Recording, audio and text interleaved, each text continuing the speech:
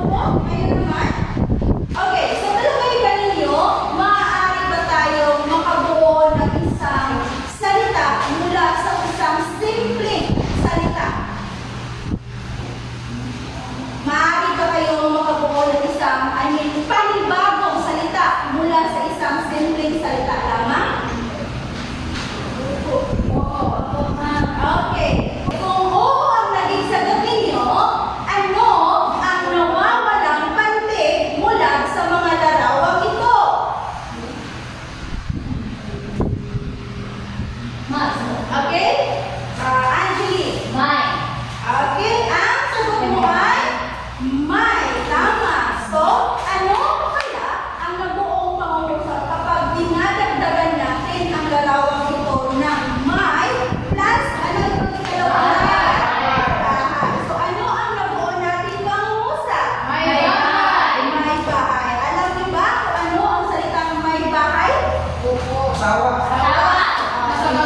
Sila ang mga kasama ng mga asawang lalaki sa bahay na gumagawa ng mga trabaho sa loob ng bahay. So, magaling mga mag-aaral. Okay, tanong, ano kaya ang mangyayari sa ating makikipag-ugnayan o pakikipag-usap sa halimbawa sa ating kaibigan kapag mali-mali ang mga salitang ginagamit natin? Ano kaya ang mangyayari sa pakikipag-ugnayan o pakikipag-usap natin sa ating kaibigan kapag mali-mali ang mga salitang ginagamit natin? Hindi magkaunawaan. Okay, una, hindi tayo magkakaunawaan. Ano ba? Ayun na, hindi magkakaunawaan, hindi magkakaintindihan. Halimbawa, sa loob ng isang Hindi paaralan. nagkakaisa. Walang nagkakaisa. Walang pagkakaisa. So una, hindi tayo nagkakaintindihan, hindi tayo nagkakaisa. Minsan kapag may pinutos yung guro natin, kapag mali-mali yung ginamit niya na salita, is hindi natin agad nakukuha. Tama po ba? Oo. Okay. So ngayon naman, ating simulan at tatalakayin natin ang kayayaan ng salita. May una tayong kayayaan sa una, pakibasa. Paya. Ano ang paya? Little Joy. Ano ang paya? Ang payak. Ang salita ay payak. Ito ay salitang ganda. Walang panlapit, hindi inulit, at walang tambal na ibang salita. Okay, maraming salamat, Joy. So, ang paya, isa siyang salita na kung saan ito ay salitang ugat lamang. Okay? So, wala siyang panlapit, hindi inuulit, walang matambal na ibang salita. It means, simple lamang na salita ito na maaaring ginamit natin sa ating pang-araw-araw. Halimbawa ng mga salita. So, may mga hiwa na ba kayo? Tungkol sa mga halimbawa ng mga paya na salita? May ideya ba kayo tungkol sa halimbawa ng mga payak na mga salita? Okay, maaari bang magbigay? Ganda. Ha? Ganda. Ganda. Isa yung halimbawa ng payak na salita. Ako. Oh, takbo. Ano pa? Nyakay. Lakad. Laro. Laro. Bangka. Tulog. Tulog. Kain. Okay. Wow, nagbabayalin. Tunay ng napakatalino ng ating mag-aaral sa grade 7. So ito pa ang mga halimbawa niya. Bahay, kagaya ng sinabi niyo kanina, ganda. Aklat, takbo, at marami pang iba. So tatandaan lamang natin na ang payak, salitang ugat lamang siya. Wala siyang panlapit, wala, ano pa? Hindi inuulit ng mga salita at walang mga katambal na mga salita. Ikalawa, kayayaan ng salita ay ang inuulit. Ano ang inuulit? Florencio. Ang salita ay inuulit kung ang kabuuan nito o ang isa o higit pang pantig nito sa dakong unahan ay inuulit at batay sa kung anong bahagi ng salita ang inuulit. Okay, so dito, may dalawa tayong tinawag na mga inuulit na salita. Una ay ang Angeline. Ano ang una inuulit ng mga salita? Pag-uulit na ganda. Sa ulit ito, ang inuulit ay ang buong salitang ugat. May mga salitang nagbabago ng titig kapag inuulit. Mayroon namang nananatili ang titig. Okay, so tinatawag natin inuulit na ganap kapag inuulit ang buong salitang ugat na may mga salitang nagbabago ang diin kapag inuulit. Mayroon namang nanatili lamang ang diin. Halimbawa ng mga pag-uulit na ganap. Una, araw. So buong salita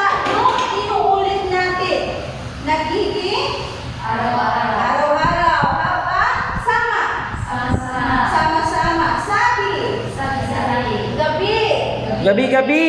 Buwan. Buwan-buwan. Buwan. So ano ang nakita nyo mula sa mga halimbawa ito? Ito ay halimbawa na Pag-uulit. pag-uulit na Salitang ugat. salitang ugat na Pantig. pag-uulit na ganap o di ganap? Di ganap. Ganap. Okay, sa mga halimbawa ito ay nasa pag-uulit na ganap. Okay, kapag sinabi natin ganap, ang buong salita talaga ang inuulit. Ito naman, ang pag-uulit na di ganap, maaari bang basahin mo, April Joy? Pag-uulit na diganap. Tinatawag na diganap o partial ang pag-uulit kung ang inuulit ay bahagi lamang ng salita. So kung kanina, buong salita ang inuulit, yun ay ganap. Ang di ganap naman ng mga salita ay partial na pag-uulit kung inuulit lamang ang bahagi lamang ng salita. So halimbawa nito ay kagaya ng awit. Aawit. So dito makikita natin na ang bahagi o ang una, pantig lamang ng salita ang inuulit natin. Kagaya ng ipot. Iipot. Ano, Florencio? Iipot. Ang uso. Uusok.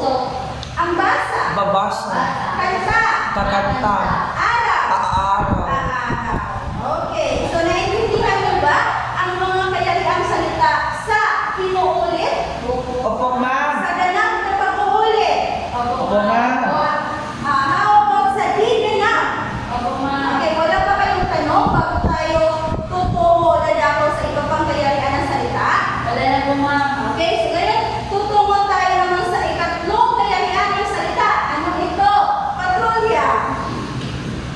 Okay, may lapid. Ang salitang binubuo ng salitang ugat at isa o higit pang pangyari. Okay, so ito ay tinatawag natin o isa rin sa kayarian ng salita ang may lapid. So dito, binubuo ng salitang ugat at isa o higit pang panlapid. So may mga hinuha pa kayo, may ideya pa kayo tungkol sa mga halimbawa ng mga salitang may lapid. Maganda. Maganda. Ano ang salitang ugat ng maganda? Maganda. So nilalapian o nilalagyan natin ng panglaping nagiging maganda. So maaari, o ito ba lang ang mga halimbawa? Nakapantay, sinamba. Ano pa? Hanguan. Ano pa? Ha? At ang pagulay? Okay, saan sinukuban? So dito, maaaring ang mga salita ay nilalapian ng unlapi, gitlapi, tulapi, kabilaan at labuhan. So yan ay mga halimbawa ng kayariang salita na may lapi. Okay, magaling. At ang panghuling kayarian ng salita ay ang tambalan. Ano ang tambalan? Dalawang salita. Okay, Angeline? Tambalan po ang dalawang salitang pinagsasama-sama para makabuo ng isa lamang salita ay tinatawag na tambalang salita. Okay, so tinatawag natin tambalan na salita kapag dalawang salita ang pinagsama. So kaganina, may naibigay tayong halimbawa na tinatawag natin tambalan. Alin doon? Bahagi. So isa sa mga halimbawa ng tambalan ay ang unang bahay kubo at bahagi. So marami pa tayong salita na nasa tambalan. Maaari bang magbigay ng kahit dalawang halimbawa? Pusong naman. Pusong, mamon, ano pa? Balat, sibuyas. Bukang liwayway. Ha? Bukang liwayway. Bukang liwayway. Oh, maaari tambalan salita ang salita bukang liwayway. Okay, so ngayon, may mga tanong ba kayo tungkol sa kayarian ng salita? Wala na po, ma'am. Okay, ano nga ang unang kayariang salita? Kaya. Ikalawa, Pag-uulit. ang pag-uulit. Naganap.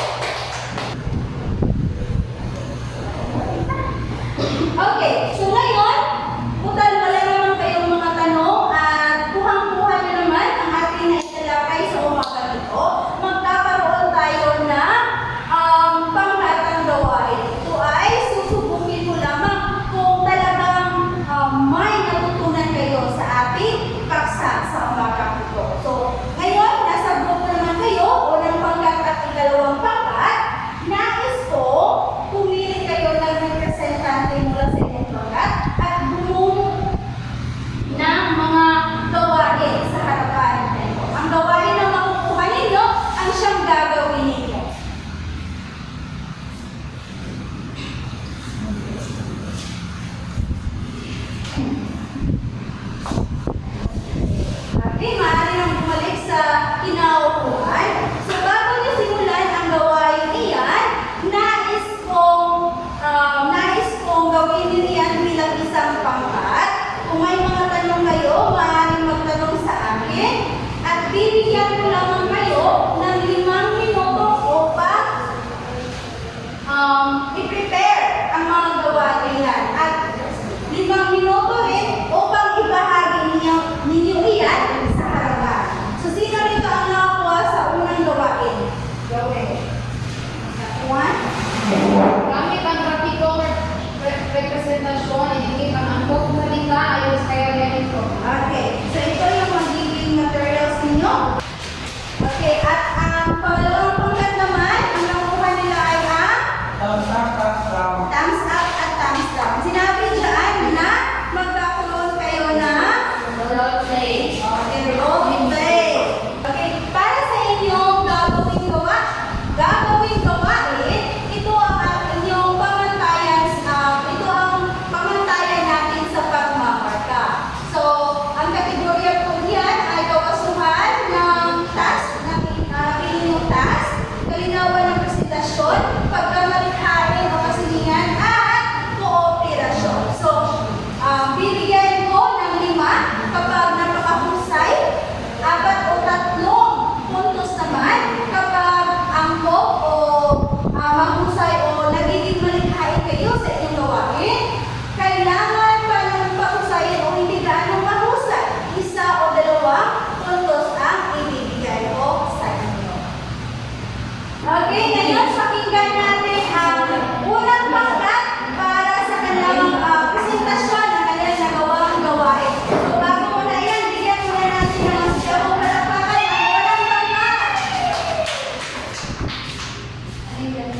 Okay, narito ang mga salita na nabilang sa payak, lapis, sulat, bayan, at bahay. Dito naman sa may lapis, umiyak, umakyat, mabagal. Sa inuulit, Sa iyong naman, nandito yung salitang gabi-gabi. Tapos sa tambalan naman, nandito ang salitang punong bahoy at pusong nono. Alam ko, maraming salamat. Okay, maraming salamat. Unang pangkat para sa inyong isang napakahusay na pag-representa ng inyong nagawang gawain. Ngayon naman, tingnan natin titignan natin ang nagawa ng dalawang pangkat. okay, narito po ang aming presentasyon para sa pangkat ko, ang thumbs up, thumbs down. Okay.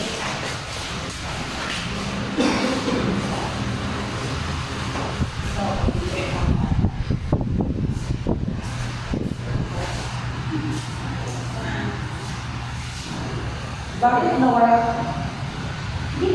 Bakit nawala kayo ng ilang araw? Nagpunta kami sa Batanes. Wow! Ganda rin na doon. Maganda. Babalik ako roon pagdating ko. Sasama ako. Ano ba mayroon doon? Ang mga magagandang kalikasan. Pwede ba haghati? Ay parang mas maganda pa doon kaysa dito. Maraming salamat po. Yan lang po. Okay, ngayon, bigyan natin ng magagawang palakpakan ang nagawang gawain na ikalawang pangkat. So, ngayon naman, ating wawasuhan ang ginawang gawain ng unang pangkat. Para sa unang pangkat, may nakita ba kayong mali o di wasto sa kanilang ginawa? Wala. Okay, dahil dyan, bibigyan ko na 5 puntos ang kanilang unang kategorya. Para naman sa dalawa, palinawan ng presentasyon. Malinaw ba ang pagprepresenta nila ng kanilang gawain? Opo. Dahil dyan, may 5 puntos rin sila. Para sa tatlong kategorya, naging masining o malikhain ba sila sa kanilang nagawang output? Medyo. Okay, so dahil dyan, bibigyan ko sila na 4 na puntos. Ngayon naman, kooperasyon.